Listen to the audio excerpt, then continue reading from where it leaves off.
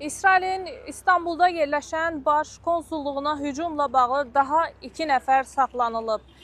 Xəbər verdiyimiz kimi bugün İstanbulda yerləşən İsrailin baş konsulluğunun binasına, hansı ki o bina 2 il yarımdır ki fəaliyyət göstərmir, bina qapalıdır və həmin binaya bugün silahlı hücum təşkil olundu. Hücumu təşkil edən 3 nəfərdən ikisi zərərsizləşdirildi, biri isə yaralı vəziyyətdə ələ keçirilib.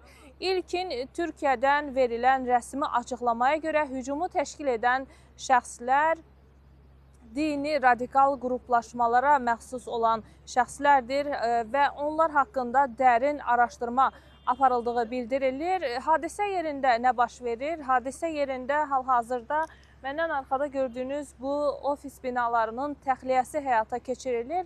Təxliyənin böyük bir qisminin artıq bitdiyini deyə bilərik. Ərazidə artıq avtomobillərin hərəkəti nizamlanıb, ancaq hadisə baş verdiyi ilk anlarda burada böyük bir tıxaclar hökm sürürdü. Ancaq ofislərdə hələ də qalan şəxslərin olduğunu bilirik və onlar da polis nəzarətində buradan yola salınırlar və bu gördüyünüz polis barikadalarının o tərəfində isə həmin İsrailin baş konsulluğu yerləşir. Qeyd elədiyim kimi həmin konsulluqda 2 il yarımdır ki, heç bir fəaliyyət yürüdülmür.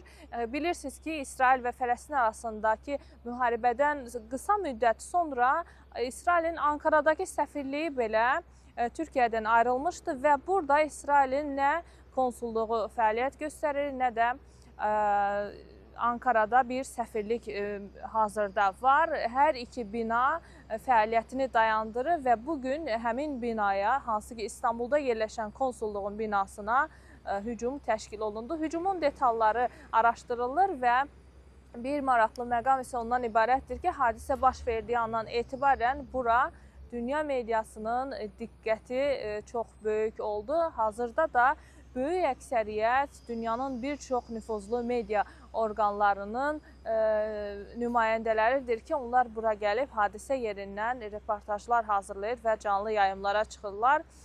Hələlik rəsmi açıqlamalar bu şəkildədir.